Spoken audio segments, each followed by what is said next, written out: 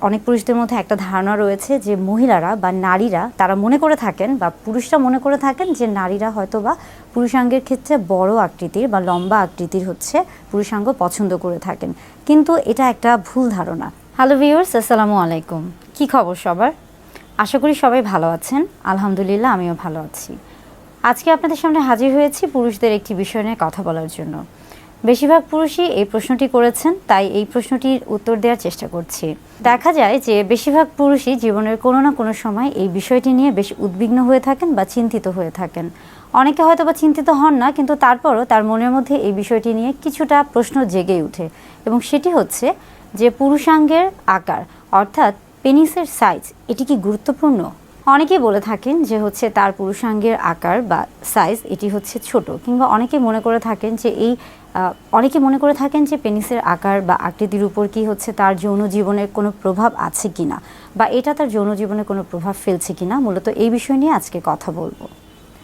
ছোটবেলা থেকে আমরা যখন বড় হই, বিশেষ করে হচ্ছে পুরুষদের ক্ষেত্রে যদি বলে থাকি, বা হচ্ছে শিশু থেকে যখন একজন কিশোর হচ্ছেন এবং কিশোর বয়স থেকে যখন সে প্রাপ্তবয়স্ক পুরুষে পরিণত হচ্ছে, দেখা যায় যে বয়ঃসন্ধিকালীন সময়ে তার ভিতরে বিভিন্ন রকমের পরিবর্তন আসে, এবং এই পরিবর্তন যেমন একদিকে শারীরিক তেমনি কিন্তু মানসিক পরিবর্তন যেমন হচ্ছে ভিতর থেকে হতে থাকে আস্তে আস্তে, কিন্তু শারীরিক পরিবর্তনটা যেহেতু শরীরের বাহ্যিকভাবে দেখা যায় এবং অনেক সময় সেটা বোঝা যায়, তো তখন কিন্তু একজন বয়ঃসন্ধিকালীন সময়ে একজন পুরুষের মনে, বয়ঃসন্ধিকালীন সময়ে একজন কিশোরের মধ্যে অনেক ধরনের প্রশ্ন জাগে, এবং এই প্রশ্নের উত্তর খুঁজতে গিয়ে সে কিন্তু দেখা যায় যে বিভিন্ন ধরনের মিডিয়ার উপর অভ্যস্ত হয়ে পড়ে বা নির্ভরশীল হয়ে পড়ে।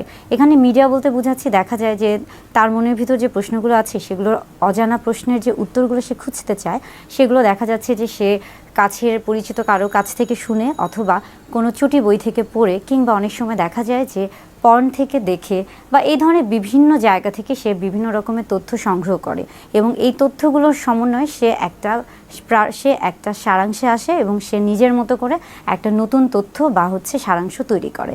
বিশেষ করে এটা কিন্তু তার শরীরে এই যে বাহ্যিক যে পরিবর্তনগুলো হচ্ছে এগুলো নিয়ে। তাই এই ধরনের যে তথ্যগুলো সে সংগ্রহ করে থাকে, এটা যেমন অনেকটা হয়ে থাকে বাস্তবিক, তেমনি পাশাপাশি কিন্তু অবাস্তবিকও হয়ে থাকে। কেননা সে যে তথ্যগুলো সংগ্রহ করছে সেগুলো দেখা যাচ্ছে যে বিভিন্ন মাধ্যম থেকে, তো সেখানে আসলে সঠিক তথ্য যেমন পাচ্ছে, তেমনি কিন্তু অনেকটা হচ্ছে ভ্রান্তিকর তথ্য তার মনের মধ্যে গেঁথে যায়, এবং এর ফলে একটা সময় দেখা যায় যে সে তার মনের মধ্যে একটা অবাস্তব একটা কল্পনার জগৎ তৈরি করে থাকে, এবং তার শরীর সম্পর্কে বা তার যে পরিবর্তন এটা সম্পর্কে তার একটা অন্যরকম ধারণা চলে আসে।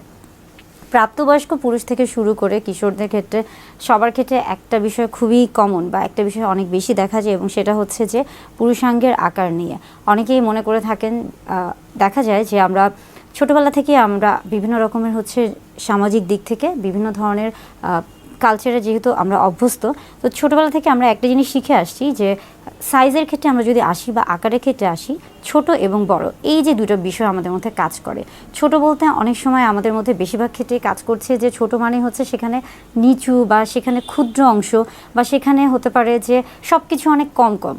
আর বড় যখনই প্রশ্নটা আসছে তখনই বোঝা যায় যে, বা আমাদের মস্তিষ্কে এটা এমনভাবে গেঁথে গেছে যে বড় মানেই হচ্ছে সব কিছু বেশি বেশি। এবং এই ক্ষেত্রে অনেক সময় হয় যে অনেকে মনে করে থাকেন যে আপনার বড় আকার অর্থাৎ পুরুষাঙ্গের আকার যদি বড় হয়ে থাকে, হয়তো বা যৌন চাহিদা, যৌন উত্তেজনা, যৌন আগ্রহ সব কিছু বেশি বেশি, বা যৌন যে শক্তি সব কিছুই তার মধ্যে বেশি বেশি কাজ করে।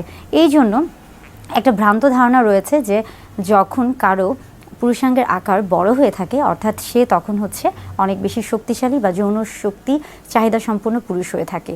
এটা একটা যেমন হচ্ছে ভুল ধারণা। অনেক পুরুষদের মধ্যে দেখা যায় যে একটা ধারণা রয়েছে যে মহিলারা বা নারীরা তারা মনে করে থাকেন, বা পুরুষরা মনে করে থাকেন যে নারীরা হয়তো বা পুরুষাঙ্গের ক্ষেত্রে বড় আকৃতির বা লম্বা আকৃতির হচ্ছে পুরুষাঙ্গ পছন্দ করে থাকেন, কিন্তু এটা একটা ভুল ধারণা।